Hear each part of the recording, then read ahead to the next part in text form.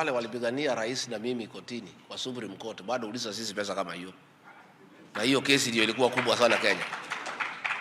I mean, it's unbelievable. Yet we have a full-fledged legal department. So we either scrap that department, then we outsource lawyers, because iko ajagani tumeandika mawakili hapo kwa KTDA na wawezi enda kotini. Now all of them are admitted advocates of the High Court. So hii ni maneno ambaye inaleta shida. KTDA subsidiaries are also avenues of wastage. Investment in loss-making businesses without returns to the farmers. KTDA kazi yake ni majani chai. Sasa hii kazi ya real estate mulifundishwa na nani? Ya kujenga manyumba na kuokota kodi. Si tushughulikie wakulima mambo ya chai.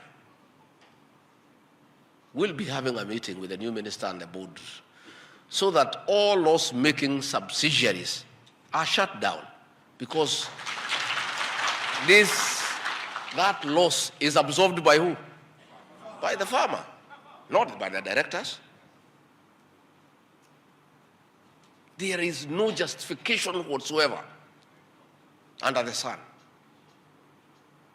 for KTDA, a company dealing with farmers and tea, to engage in different business that is loss-making and ask the farmer to carry that loss.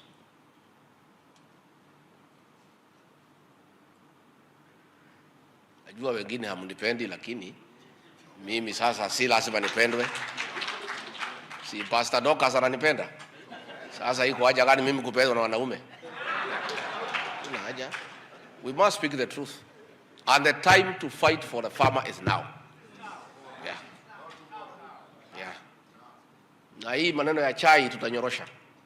It cannot be. It cannot be. Hata hii madirector hapa wanapigana kwa board. Kwani unafikiria wanapigania juu ya nini? Ni nini wanapigania? Conflict of interest.